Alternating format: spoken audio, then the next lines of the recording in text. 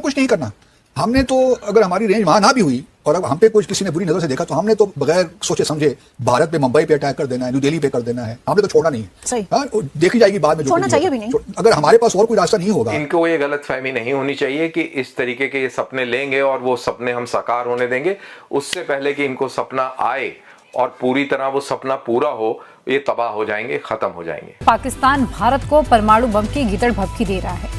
पाकिस्तान अपनी औकात भूल गया है। वो ये भूल गया है कि अगर भारत ने नजर भी उठाई तो लाहौर से पेशावर तक तबाही मचनी तय है। अब ये जो इंडिया रहा है ये मूडी का इंडिया है। अब्दुल बासित आप जानते हो ये पाकिस्तान का एम्बेसडर रहा है दिल्ली में, एक नंबर का जहादी और एक नंबर का मक्कार आदमी। इस तरह के लोग जो कभी हाई कमीशन में रहे हो भारत जाकर या एज हाई कमिश्नर जिन्होंने काम किया हो पाकिस्तान की साइड से भारत में, उनकी अगर हम बातें सुने। अब पाकिस्तान की हालत इतनी टाइट है बंधु, पाकिस्तान की हालत इतनी टाइट है, पाकिस्तान में एक ऐसा डर है, हाय अल्लाह ये क्या हो गया। मैंने आपको बोला था, याद करिए, मैंने कहा मुल्ला मुनीर को पाला जा रहा है केवल ईरान के लिए। तो अगर अमेरिका आंख मार दे तो हम तो भाई 4 दिन बाद हमारी मईशत जेब में आ जाएगी, हम फारिग हो जाएंगे। साहब हमारी पोजीशन इतनी फ्रेजाइल है आमिर साहब के, अगर अमेरिका जो है वो जरा सा पीछे हट जाए, IMF वो मोड़ ले कि हमारा बड़ा नुकसान हो सकता है अगर ऐसा हो जाए। हम अमेरिका पे डिपेंड है, IMF पे डिपेंड है। पहली बात तो ये कि दिल्ली और बंबई पे आप अटैक नहीं कर सकते, चाहे भारत आप पे अटैक कर दे तब भी आप जवाब में दिल्ली और मुंबई को टारगेट नहीं कर सकते। 1971 में आखिरी खबरें क्या आई थी? दुश्मन के दांत खट्टे कर दिए और साथ मुल्क टूट गया। आपको जब सपनों में भी आने लगेगा कि अब मेरे को ऐसा करना चाहिए, तब तक आप के सपने भी खत्म हो जाएंगे और बहुत कुछ खत्म हो जाएगा, आपको समझ में भी नहीं आएगा। हेलो फ्रेंड, जय हिंद। हिंदुस्तान स्पेशल न्यूज में आपका स्वागत है। इजराइल, अमेरिका और ईरान की जंग से पाकिस्तान डरा हुआ है। भारत के करीबी इजराइल और अमेरिका के हमलों के अंजाम से पाकिस्तान दहशत में है। अब उसने भारत के नई दिल्ली और मुंबई शहरों पर परमाणु हमले की गीदड़ भभकी दी है। पाकिस्तानी पूर्व उच्चायुक्त अब्दुल बासित ने कहा कि यदि अमेरिका पाकिस्तान पर कभी भविष्य में हमला करता है तो पाकिस्तान बिना देर किए भारत के मुंबई और नई दिल्ली जैसे शहरों पर हमला करेगा। अब्दुल बासित की ये टिप्पणी ऐसे समय में आई है जब पाकिस्तान और अफगानिस्तान के बीच भी तनाव बढ़ा हुआ है। अब भारत ने भी अब्दुल बासित को उसी की भाषा में जवाब दिया है और कहा है कि तुम्हारी सोच से पहले ही तुम्हें तबाह और बर्बाद कर दिया जाएगा। तुम इस लायक भी नहीं बचोगे कि भारत पर कोई हमला कर सको। उससे पहले कि वो काबू से बाहर हो जाए, उसको कंट्रोल करना जरूरी है। और ये चीज पाकिस्तानियों को समझ में आ रही है, क्योंकि इजराइल से भी कई बार संकेत मिले हैं कि Pakistan is a threat to Israel. और इस तरीके की बात जो बासित ने कही है, ये कहीं ना कहीं उस डर के चलते है, और उस डर के चलते इन्होंने स्ट्रेटेजिक सिग्नलिंग करने की कोशिश करी कि हमसे पंगा ना लिया जाए, हम जो काम कर रहे हैं, जिस तरीके की गतिविधियों में हम मुलविज हैं, हमें करते रहने दिया जाए, नहीं तो हम इंडिया को टारगेट कर देंगे। अब इस मूर्ख आदमी को ये नहीं पता कि इंडिया ना इजराइल है ना अमेरिका है, इंडिया इंडिया है। इंडिया एक ऐसा कंट्री है जिसने अपनी शर्तों पर ऑपरेशन शुरू किया और अपनी शर्तों पर ऑपरेशन खत्म कर दिया, गिने चुने दिनों में और नपे तुले घंटों में पूरी कार्रवाई समाप्त कर दी। ना अमेरिका इस तरीके से कर पा रहा है, ना रशिया कर पा रहा है और ना इजराइल कर पा रहा है।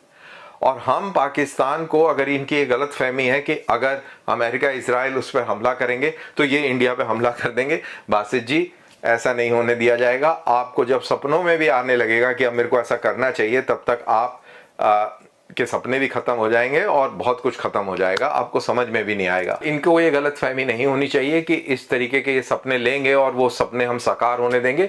उससे पहले कि इनको सपना आए और पूरी तरह वो सपना पूरा हो, ये तबाह हो जाएंगे, खत्म हो जाएंगे। पहली बात तो ये कि दिल्ली और मुंबई पे आप अटैक नहीं कर सकते, चाहे भारत आप पे अटैक कर दे तब भी आप जवाब में दिल्ली और मुंबई को टारगेट नहीं कर सकते। ये बात तो सभी जानते हैं। और दूसरी तरफ ये कि आप इस किस्म की बातें करके जताना क्या चाह रहे हैं, मतलब जिसे कहते हैं ना हमारे यहाँ के खाली बर्तन शोर ज्यादा मचाता है, तो खाली बर्तन की तरह शोर मचाना बंद कीजिए और ये नफरतें बांटना भी बंद कीजिए। और ये जो आप अपने आप को बहुत तुर्रम खान समझ के बैठे हैं कि आप कहीं भी जाकर अटैक कर देंगे, कभी आप अफगानिस्तान के साथ झगड़ा मोल लेते हैं तो कभी आप भारत को धमकियां लगाते हैं, ये करना बंद कर दे। मुल्क के अंदर यहाँ पर तो आपका जो कुछ बलूचिस्तान में हो रहा है, जो कुछ KPK में हो रहा है, वो किसी से ढका छुपा नहीं है। सभी जानते हैं कि पाकिस्तान की इस वक्त अंदर से क्या हालत है। आपसे आपके लोग नाराज हैं, आपके लोग ही आप पर अटैक कर रहे हैं, किसी दूसरे तीसरे की तो आपको जरूरत ही नहीं है।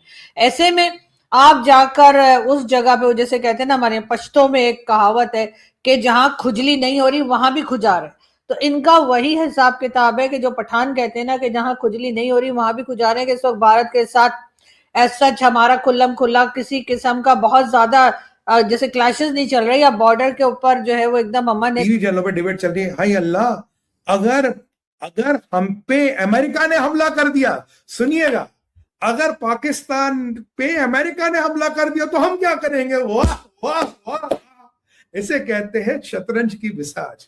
अगर अमेरिका ने पाकिस्तान पे हमला कर दिया तो हम क्या करेंगे? हाय हमारे, हाय पाकिस्तानियों, ईद के दिन कैसी कैसी मनहूस बातें करते हो, और तुम्हारा फील्ड मार्शल तो ट्रंप के जूते साफ करके है, कमीज निकाल के। नहीं नहीं नहीं नहीं, वो शाहबाज से बड़ा होता था, शाहबाज को सटा के। वैसे शाहबाज चार्ली चैपलिन से कितनी शक्ल मिलती है ना भाई गॉड, लगते है कुंभ के मेले में दो भाई बिछ रहे थे, पहले तो सनातन नहीं थे सारे भाई दबे। अब अब्दुल बासित टीवी पे कहता है, देखो जी, अगर हम पे हमला अमेरिका ने किया तो हमारे पास तो मिसाइल है नहीं, हमारे पास मिसाइल नहीं है जो अमेरिका तक जा सके। यानी कि जो हमारा आंकलन था, जो सीडीसी का अनुमान था, जो तुलसी गंबाड़ करी, बिल्कुल सही करी, अब हमारे पास वो मिसाइल भी नहीं है जो इजराइल तक जा सके। मतलब अमेरिका से बदला लेना तो इजराइल पे मिसाइल है, बट हमारे पास मिसाइल है वो जरूर है जो भारत तक जा सकती है। हम तो दिल्ली और मुंबई में बम गिराएंगे। जी हाँ, हम तो दिल्ली और मुंबई में बम गिराएंगे। And he did not even say nuclear bomb नहीं होगा, ही मीन्स हम दिल्ली और बॉम्बे को न्यूक कर देंगे, that is what he meant.